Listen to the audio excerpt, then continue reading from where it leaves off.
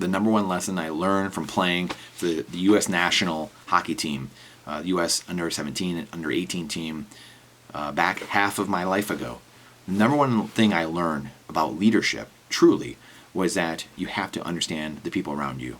You have to understand all people on your team. You have to spend time with them. You have to care about them. People aren't going to care what you know until they know that you care. And that was the one thing that I did not do well when I was a younger kid. I thought I could just kind of be to myself. I could try to live life to the best of my abilities, keep on the straight and narrow. I was captain much of my life as a child growing up.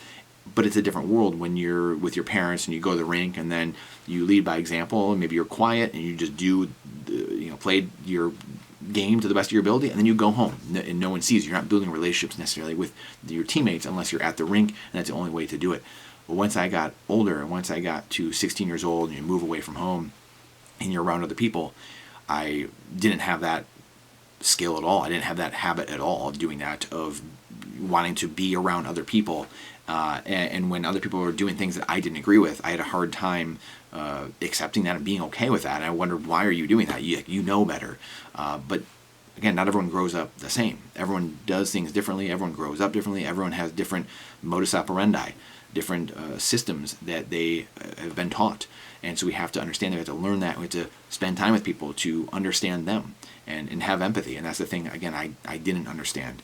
And the further I got away from my team, really, and teammates in general, and wanting to spend time by myself, I had a harder time. I'd show up a few minutes late to things. I'd show up a minute late here, leave a minute earlier than I usually would, because I felt distant. I felt, like that I didn't belong, or I shouldn't be there, or things of that nature. And these are thoughts that just kind of creep into your head, and you start learning.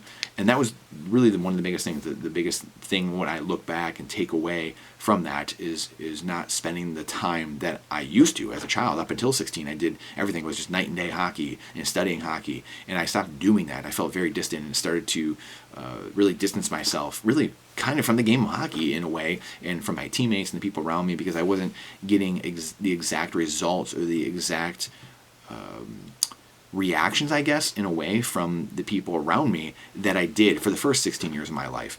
And I didn't really know how to understand it. And the other thing, too, is we had a sports psychologist that we had on staff, and I didn't use them.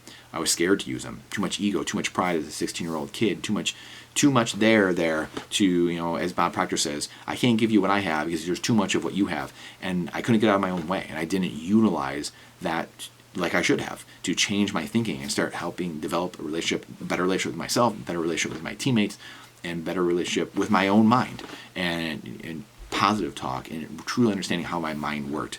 And it's something now I've worked on the last 10 or 15 years, ironically starting a few years after I got out of playing for USA in Michigan State and in the pros. So there's a reason. There's a reason things happen in life, and you have to use those. That's how we learn. Unfortunately, life nowadays, everyone's trying to put ourselves in a bubble, a plastic bubble, so we don't get hurt, and there's never anything bad in life. But it's a law of polarity. If you never have any sadness in life, you can't have joy.